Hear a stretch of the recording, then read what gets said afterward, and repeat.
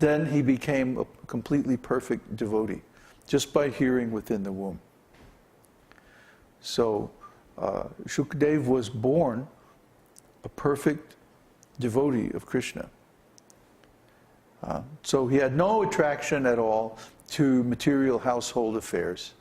And as soon as possible, he left home and he just engaged in devotional service. So he was wandering around naked in the forest.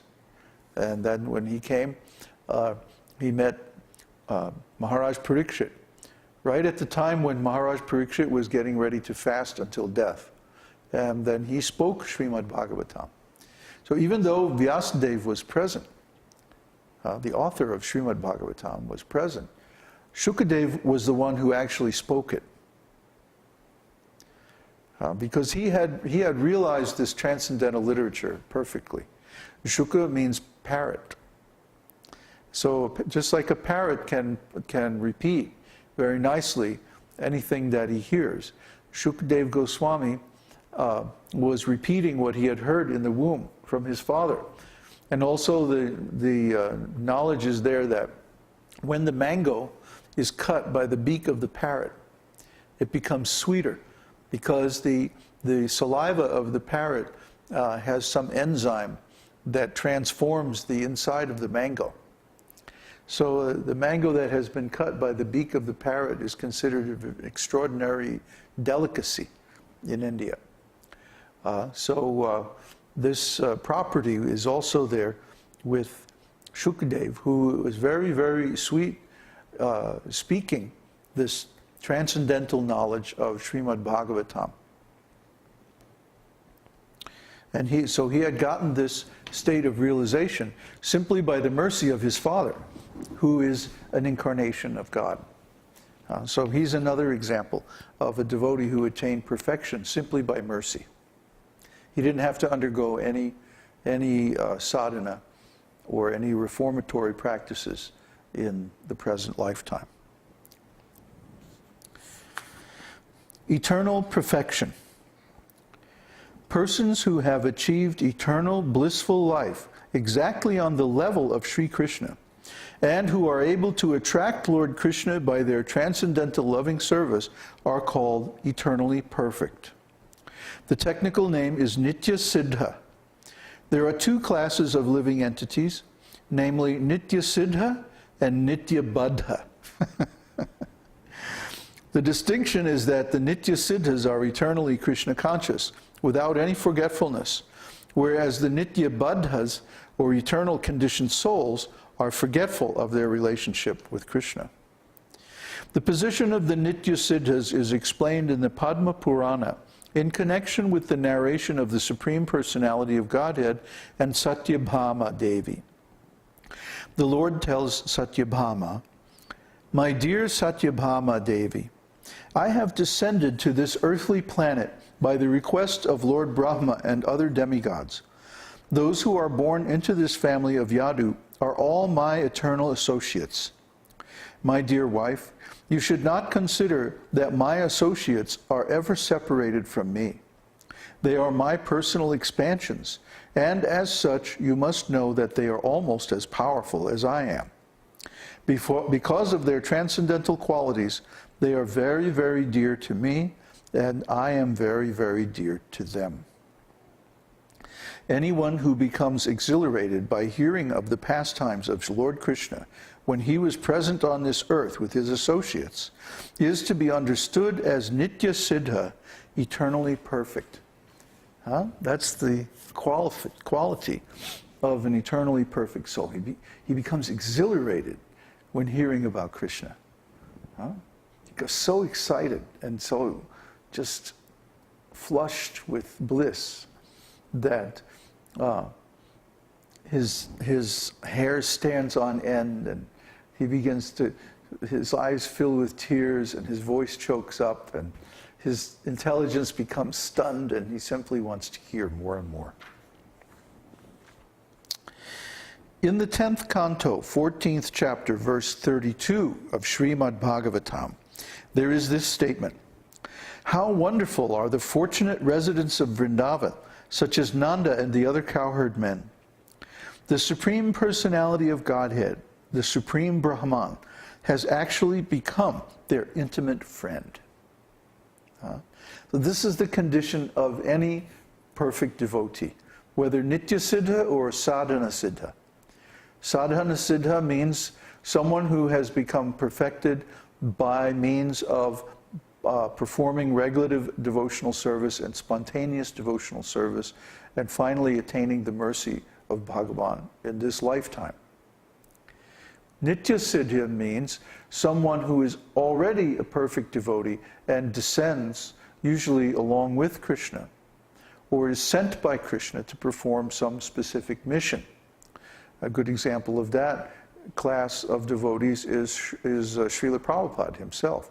Śrīla Prabhupada was never a conditioned soul. He was born already in perfect Kṛṣṇa consciousness and manifested all the qualities of a pure devotee from his very childhood. So we can understand that Śrīla Prabhupada was Nitya Siddha, an eternal associate of the Lord.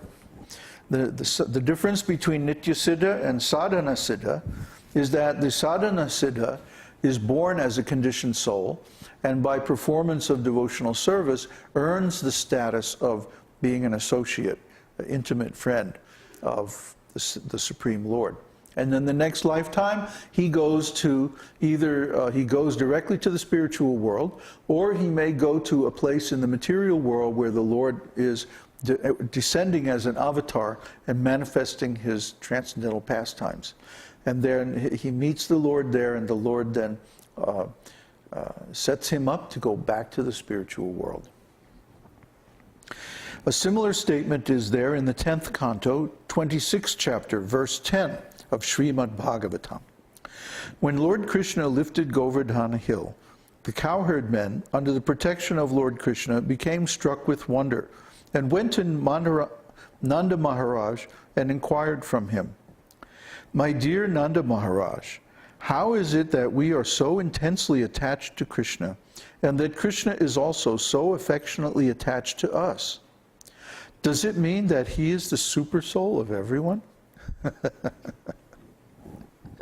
Very nice. Try to understand. The cowherd men, they were seeing Kṛṣṇa lifting Govardhan hill with one finger and remaining so steady like that, and protecting all the residents of Vrindavan from the rainfall of Indra. So they became so astonished by this extreme mercy of Kṛṣṇa that they went to Nanda Maharaj and they're saying, well, why is Kṛṣṇa doing this? Is he super soul? That he has so much affection for us and we have so much affection for him. They even had more affection for Kṛṣṇa than for their own children. So when they saw Kṛṣṇa acting so mercifully, they became astonished because they realized that actually Kṛṣṇa was reciprocating those same feelings with them. And so they went to Nanda Maharaj, who was their leader, the king. Maharaj means king, great king. And they expressed this sentiment so nicely. All the residents of Vrindavan and Dwarka, namely the cowherd men and the members of the Jadu dynasty, are eternally perfect devotees of the Lord. As the Lord descends by his causeless mercy upon this planet, so in order to help in the pastimes of the Lord, these devotees also come here. They are not ordinary living entities or conditioned souls. They are ever liberated persons, associates of the personality of Godhead. And just as Lord Kṛṣṇa behaves like an ordinary man when he descends to this planet, so the members of the Jadu dynasty and the residents of Vrindavan execute activities just like ordinary men. But they are not ordinary men. They are as liberated as Lord Kṛṣṇa himself.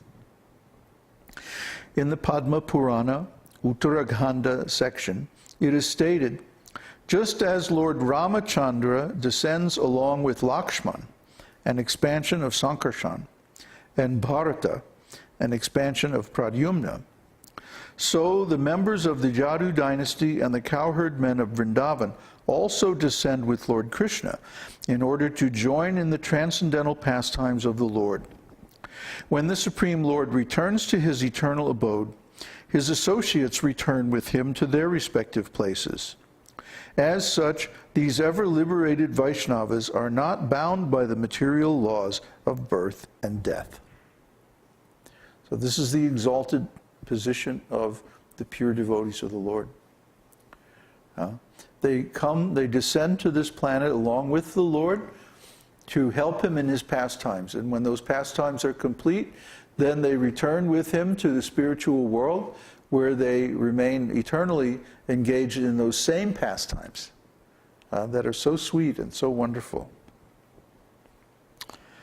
So the one thing that might require a little explanation here is that Lord Ramachandra